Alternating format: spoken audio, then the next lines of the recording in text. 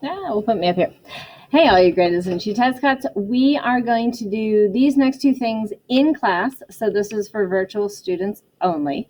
If you are on page 19 of your packet, they say to draw the soil food web from your notes. So your plants are your producers, which then turns into organic matter. So the waste, residue, metabolites from the plants, animals, and microbes is all going to get broken down. Then these guys are going to get fed to fungi and bacteria, so that's going to be the next level. These guys will then feed nematodes, which are teeny tiny little worms. We mentioned those in the past. Arthropods are your shredders. More nematodes, so you have root feeders, you have fungal and bacterial feeders. And then the bacteria goes to the arthropods and the nematodes, as well as protozoa. Then these guys are eaten by larger arthropods, more predatory arthropods, larger predatory nematodes, and those will also get eaten by the arthropods and then onto birds and different animals. So your challenge was to draw that in your packet. So go ahead and pause as you need to and create something like that in your packet. And then the second thing we're going to talk about is your soil. Where do we want to put me down here? Soil texture chart. So feel free to color it in. It doesn't have to be these colors, but it makes organizing it just a little bit easier. This is not a hard chart to use, and you will need to know how to use this chart on the test. So it breaks down the percentage of clay, the percentage of silt, and the percentage of sand that is in a soil, and then it tells you the name of the soil. So they get very creative with their names. You can have sandy clay, you can have silty clay, you can have silty clay loam, you can have clay loam. Loam, remember, is that ideal thing that we're wanting. You can have all clay or sand or silt, or like silt loam, clay loam, sandy loam, or fun combinations of things. So I'm going to show you how to use this chart, and then we're going to try it. And this is in your packet.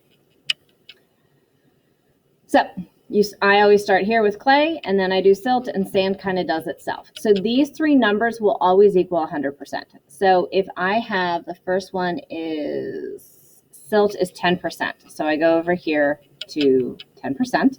And then my silt is, oh, I lied. Sorry, clay is 15%.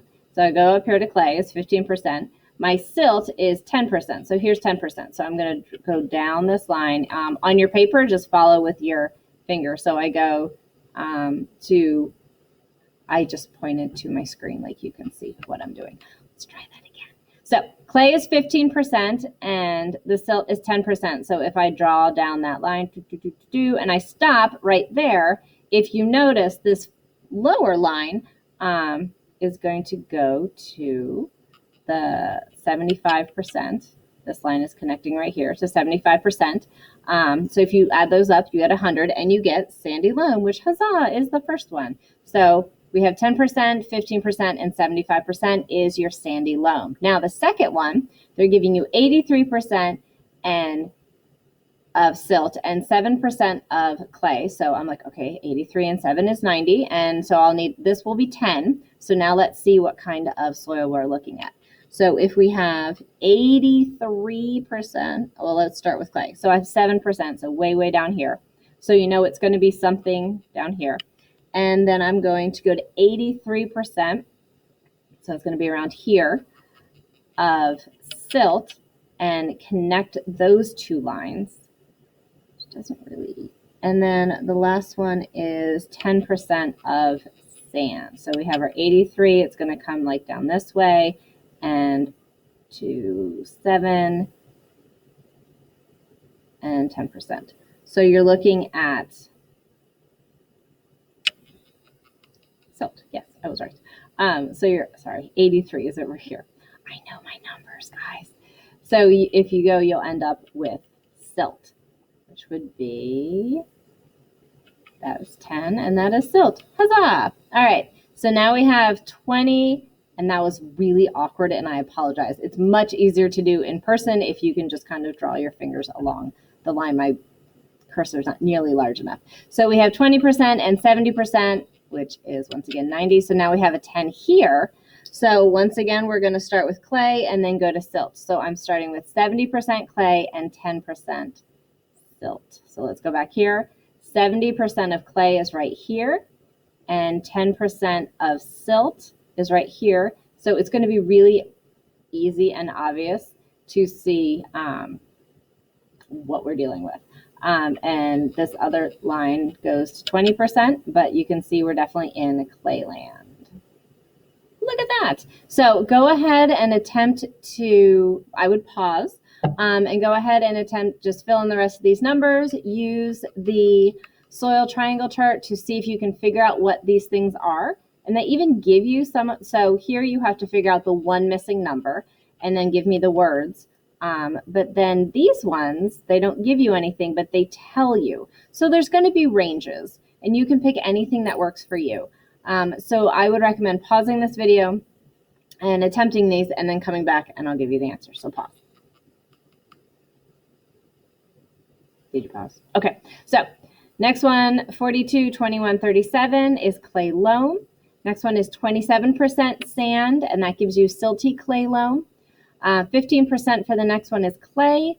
And I would definitely recommend having like a physical copy of this thing. It's going to be so much easier than trying to figure this out on a computer screen, or literally like take your fingers and move it along the computer screen. Much easier. Just keep doing them. It will hopefully make sense. And like I said, I start with the clay and then go to silt, and sand kind of does itself, but you can pick any ones you want. And that's your sandy loam and sandy clay. Your clay loam are going to have numbers around here. It doesn't need to be exact, but fairly close. Once again, the three numbers should add up to 100. So you need to keep that in mind as well. So these are numbers that would work for these. Those last couple, once again, can be ranges, but your final total number needs to be 100. So those are the two things we're going to work through in class this week, virtual peeps. So please let me know. The first one should be fairly obvious, but if you have questions with the soil triangle, please message me. We can meet on Wednesday and I can try to work through these things. It's just a little easier to do in person, but I wanted to give you guys these options. So there we go. Have a good one. If I don't see you, I want each and every one of you guys to know that you are good enough, you are smart enough, and people do like you. And in case I don't see you, good afternoon, good evening, and good gad, do your homework.